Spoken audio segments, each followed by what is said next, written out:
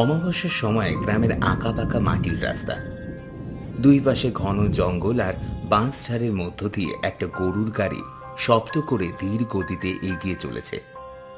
বাতাসে শোষ শব্দ আর ঝিঝি পোকার একটানা ডাকে পরিবেশটা থমথমে। গরুর গাড়ির মধ্যে হ্যারিকেনটা টিমটিম করে চলছে। নরেন, খুড়ো, রঘু আর নিতাই গরুর গাড়ি করে কোথাও একটা যাচ্ছে। রঘু আর নিতাই নিজেদের মধ্যে কথা বলছে, আর নরেন খুড়ো মুখ গোমরা করে বসে আছে। বাবা রে বাবা, বর্ষার সময় খুব কষ্ট হয় রে এই কাঁচা রাস্তা দিয়ে যেতে। গঞ্জ থেকে ফিরতে অনেক সময় লেগে যায়। হ্যাঁ, ঠিকই বলেছ নেতাইদা। এই রাস্তা ঠিক না করলে আমাদের আর শান্তি নেই। হ্যাঁ হ্যাঁ, যত দ্রুত সম্ভব এই রাস্তা ঠিক করতে হবে। রাতের বেলা এই রাস্তাতে যাওয়া খুব কষ্টকর হয়ে যায় রে। আবার চারিদিকে কেমন ঘুটঘুটে অন্ধকার। দূর দূর দূর, বেশ ভয়ও লাগে। হ্যাঁ, দেখি গ্রামের সবাই মিলে এই রাস্তাটা পাকা করার ব্যবস্থা করব। আরে, আমি তো ভুলেই গিয়েছিলাম। আজকে তো অমাবস্যার রাত। শুনেছি এই অমাবস্যার রাতে মৃত আত্মারা সব জায়গায় ঘুরে বেড়ায়।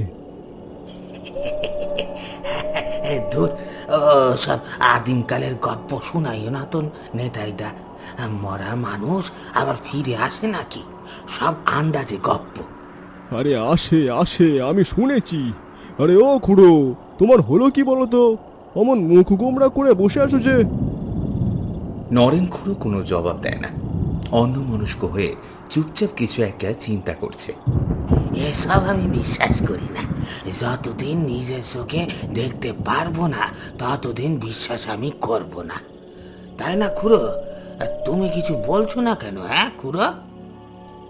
নরেন খুড়ো চিন্তায় ধ্যানমগ্ন থেকে বের হয়ে বলল, বিশ্বাস করছিস না বুঝলাম, কিন্তু যা কোনোদিনও চোখে দেখিসনি তা নিশ্চিন্তে কিভাবে বলতাছিস যে তারা নেই? আরে খুড়ো, কি সব বলছো? মরার পরে সবাই কবরে চলে যায়। মরার পরে কেউ আবার ফিরে আসে কি? আরে বেটা, সবাই ফিরতে চাইলেই কি ফিরতে পারে নাকি? কারোর যদি কোনো অপূর্ণ ইচ্ছে বাকি রয়ে যায় তখনই সে ফেরে। যদি তোর বন্ধু মারা যাওয়ার পরে তোর সাথে কথা বলে, এটা আশ্চর্যের ব্যাপার, তাই না? খুড়ো, তুমি দেখেছো নাকি? হঠাৎ এই প্রশ্ন করলে যে? হ্যাঁ খুড়ো, তুমি কি সত্যি সত্যি দেখেছো? নরেন কোন একবার নেতাই আর রঘুর দিকে তাকায়, তারপর একটা দীর্ঘশ্বাস নিয়ে বলে, হ্যাঁ, দেখেছি। এটা কোনো বানানো গল্প নয়, এটা এক সত্য ঘটনা। এই ঘটনা ঘটেছিল আমার চাচাতো ভাইয়ের সাথে। ও খুড়ো, আমার খুব জানতে ইচ্ছা করতেছে, তাড়াতাড়ি বলো না। আমার বয়স যখন 25 বছর, আমার চাচাতো ভাই ফিরোজের সাথে এক দুর্ঘটনা ঘটে যায়। ফিরোজের সব থেকে কাছের বন্ধু ছিল রমেশ। ফিরোজ তার জমি বিক্রি করে রমেশকে শহরে পাঠায় ব্যবসা করার জন্য, কিন্তু ওর বন্ধু শহরে গিয়ে তাকে ভুলে যায়, তার সাথে কোনো যোগাযোগই রাখে না। কিন্তু ফিরোজ রমেশকে খুব ভালোবাসতো। কেমন স্বার্থপর বন্ধু! যেই বন্ধু সাহায্য করলো তারই কিনা ভুলে গেল। তারপর কি হলো খুড়ো? আচ্ছা শোন, এভাবে কয়েক বছর কেটে যায়। একদিন হঠাৎ এক বৃষ্টির রাতে আমি আর ফিরোজ একসাথে শুয়েছিলাম খাটে। চারিদিকে অন্ধকার, জোরে জোরে বৃষ্টি হচ্ছিল। হঠাৎ মধ্যরাতে দরজার সামনে কড়া নাড়ার শব্দ হয়। কেউ জোরে জোরে দরজায় ধাক্কা দিচ্ছিল। ফিরোজ, এই ফিরোজ, বাড়ি আছিস? দরজাটা একবার খোল। আমি আর ফিরোজ শব্দ শুনে ঘুম থেকে উঠে পড়েছিলাম। হ্যাঁ, এত রাতে কে কে ডাকে? ঝড় বৃষ্টির এত রাতে হঠাৎ কে আসলো ভেবে ফিরোজ আর আমি চিন্তায় পড়ে গিয়েছিলাম। এত রাতে আবার কে আইবে নরেন ভাই? আমার কি দরজাখান খোলা ঠিক হইব? আমারও তো সেটাই প্রশ্ন, এই মধ্যরাতে কে আসতে পারে? আচ্ছা খোল দেখি, কি বলতে চাই শুনি। যদি চোর ডাকাত হয়, লাঠি দিয়ে মেরে ঠ্যাং ভেঙে দেব। কিরে, কি হলো? তাড়াতাড়ি খোল, আমার যে অনেক বড় বিপদ। ফিরোজ ওর কণ্ঠ শুনে বুঝতে পেরেছিল এই কণ্ঠ সে আগেও শুনেছে। তখনই সে বুঝতে পারলো এটা আর কেউ নয়, রমেশের কণ্ঠ। তাই ফিরোজ তাড়াতাড়ি দরজা খুলে দিল। দরজা খুলে আমরা দেখলাম একটা চাদর মুড়ি দিয়ে কে যেন দাঁড়িয়ে আছে। বৃষ্টিতে সারা শরীর ভিজে গেছে। ফিরোজকে সে তখন বলল, কিরে, আমাকে চিনতে পেরেছিস? আরে কেন চিনতে পারবো না? তুই যে রমেশ, তোর কণ্ঠ শুনে তো টের পাইছিলাম। তা এত রাতে হঠাৎ এই গ্রামে? হ্যাঁ, আমি এসেছিলাম তোর কাছেই, তোকে দেখার জন্য। অনেক দিন তোর সাথে দেখা করিনি, আমাকে মাফ করে দিস ফিরোজ। আসলে জীবনে টাকা পয়সা, গাড়ি বাড়ি এসব কিছুই না, সেটা আমি এখন বুঝতে পেরেছি। কি যে কইস রমেশ, আরে আমি তোরে অনেক দিন আগেই মাফ করে দিছি, বুঝলি? আমি এইসব নিয়ে আর কিছু মনে করি না ভাই। তা তুই বাইরে দাঁড়িয়ে আসিস কেন? আরে ঘরে আয়, ঘরে আয়। তোর শরীর যে পুরো ভিজে গিয়েছে রে, তুই ঘরে আয় তো আগে। না না, আমি বাড়িতে ঢুকবো না, আমার যে অনেক কাজ। কি কাজ তোর এত রাতে? আমি আর আমার শহরের 4 বন্ধু এসেছিলাম গ্রামে ঘুরতে আর তোর সাথে দেখা করতে, কিন্তু প্রচণ্ড বৃষ্টির কারণে রাস্তাঘাট কিছুই দেখা যাচ্ছিল না। হঠাৎ দুর্ভাগ্যজনকভাবে আমাদের গাড়িটা অ্যাক্সিডেন্ট হয়, আর সেখানেই আমার 4 বন্ধু মারা যায়। কি বলিস রমেশ? তা তোর বন্ধুরা এখন কোথায়? তারা ওই রেলওয়ে স্টেশনের সেই কবরস্থানে আছে, তাদেরকে কবর দিতে হবে। তুই এখনই আমার সঙ্গে চল। এখন তো অনেক রাত, এত রাতে কবরস্থানে যাওয়া কি ঠিক হইব? আর এত জোরে প্রচণ্ড বৃষ্টি হইতেছে, যাব কেমনে?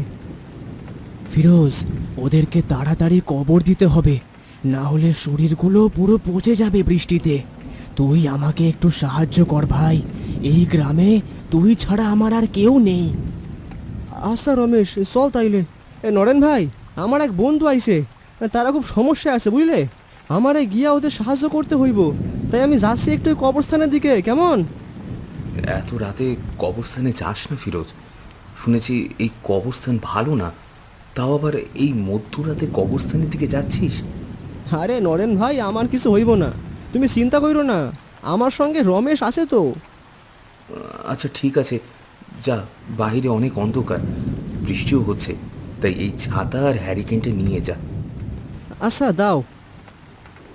এই কথা বলে ফিরোজ আর রমেশ বেরিয়ে পড়েছিল কবরস্থানের উদ্দেশ্যে।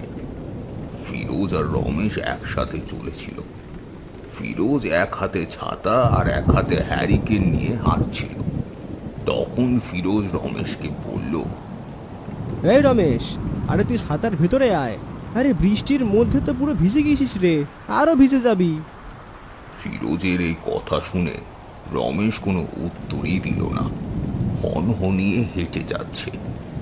ফিরোজ আবার জিজ্ঞেস করলো, তোদের গাড়িটা তাও ঠিক কয়টার সময় অ্যাক্সিডেন্ট হয়েছে? তা তো ঠিক বলতে পারছি না, মনে হয় রাত 11টার সময়। রাত 11টায় যদি তোদের অ্যাক্সিডেন্ট হয়, তাইলে তুই আমার বাসায় আসতে এত দেরি করলি কেন? এখন যে রাত 2টো বাজে। গাড়ি অ্যাক্সিডেন্টের সময় সবাই গাড়ি থেকে ছিটকে পড়েছিলাম, আমি অজ্ঞান ছিলাম। কিছুক্ষণ আগেই আমার জ্ঞান ফিরেছে। আমি জানতাম একমাত্র তুই আমাকে সাহায্য করতে পারবি, তাই জ্ঞান ফিরতেই তোর কাছেই এলাম। ও আচ্ছা, বুঝতে পারছি।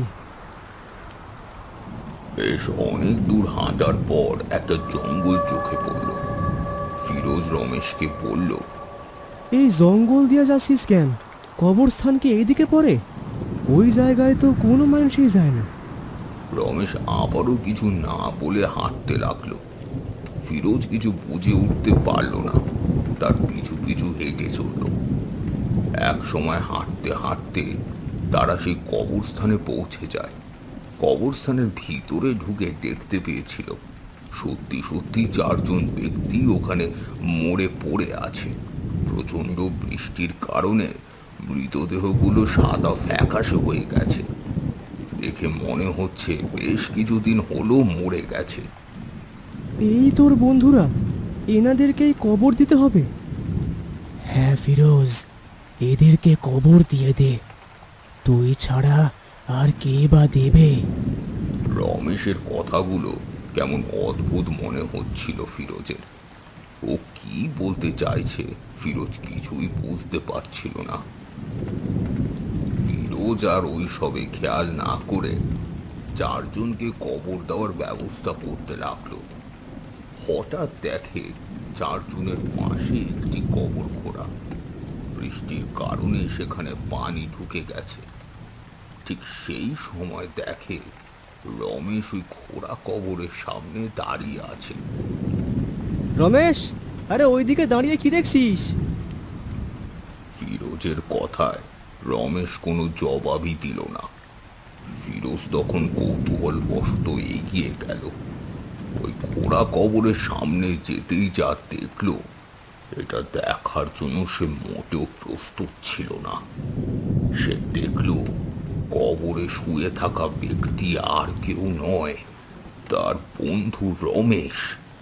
তার মৃতদেহ কবরে শুয়ে আছে, তার শরীরটা ফ্যাকাশে হয়ে গেছে। এটা দেখে ফিরোজের মাথায় যেন বাজ পড়েছিল। সে কবর থেকে চোখ সরিয়ে দেখল যেখানে রমেশ দাঁড়িয়েছিল সেখানে সে নেই। ভয়ে তার হাত পা কাঁপতে শুরু করলো। দৌড়ে সেখান থেকে পালিয়ে যেতে লাগলো। আচমকা ফিরোজের পথের সামনে রমেশ দাঁড়িয়ে পড়ল। আমি জানি তুই কিছুই বুঝতে পারছিস না। তুই আমাকে অনেক ভালোবাসিস, তাই আমার শেষ ইচ্ছা ছিল মৃত্যুর পর তুই যেন আমার কবরটা দিস। তাই এত রাতে তোর বাড়িতে গিয়েছিলাম তোকে ডাকতে। তুই তুই আমার বন্ধু হতে পারিস না, কখনোই না। সেই 4 জন বন্ধুর সাথে আমিও এখানে মারা গিয়েছি ফিরোজ। প্রথমে আমিও বুঝতে পারিনি, তারপর আমার লাশ দেখে বুঝতে পারলাম যে আমিও মারা গিয়েছি ভাই। যতক্ষণ তুই না আমাকে কবর দিবি ততক্ষণ আমার আত্মা এভাবেই ঘুরতে থাকবে ফিরোজ। রমেশ, তুই আমার অনেক ভালো বন্ধু। আমি তোর এই শেষ ইচ্ছে অবশ্যই পূরণ করব ভাই। এই বলে ফিরোজ রমেশের কবরে মাটি দেয়। আর দেখতেই দেখতে রমেশের আত্মা হাওয়ায় মিলিয়ে যায়। তখনই হঠাৎ অনেক জোরে বাতাস এসে হ্যারিকেনের আলো নিভে যায়। তারপর তারপর কি হলো খুড়ো? ফিরোজ কি বেঁচে আছে? পরের দিন সকাল 5টা বাজে। ঘুম থেকে উঠে দেখি ফিরোজ এখনো আসেনি। আমি তখনই দৌড়ে চলে যাই সেই কবরস্থানে। গিয়ে দেখি ফিরোজ একটি কবরের উপর পড়েছিল অজ্ঞান অবস্থায়। ওর পাশে পড়েছিল 4 জন লোকের লাশ। এখন কি তোমার ভাই সুস্থ আছে খুড়ো? ওই রাতের পর থেকে ফিরোজ কেমন জানি হয়ে গেছিল। এখন সে মানসিক রোগী হয়ে আছে। একা একা কথা বলে। ওর কথা শুনে মনে হয় যেন সে রমেশের সাথে কথা বলছে। কি ভয়ঙ্কর ব্যাপার রে বাবা! ওই রমেশের আত্মা মনে হয় এখনো ওই ফিরোজের সঙ্গেই আছে। হ্যাঁ, আমারও মনে হয় রমেশের আত্মা যায়নি, এখনো ফিরোজের সাথেই আছে। হয়তো আমরা এসে পড়েছি, চল নেমে যাই। হ্যাঁ, চলো চলো। তোমার গল্প শুনে আমার ভয় লাগতে শুরু করেছে খুড়ো। তাহলে এবার বিশ্বাস হলো তো?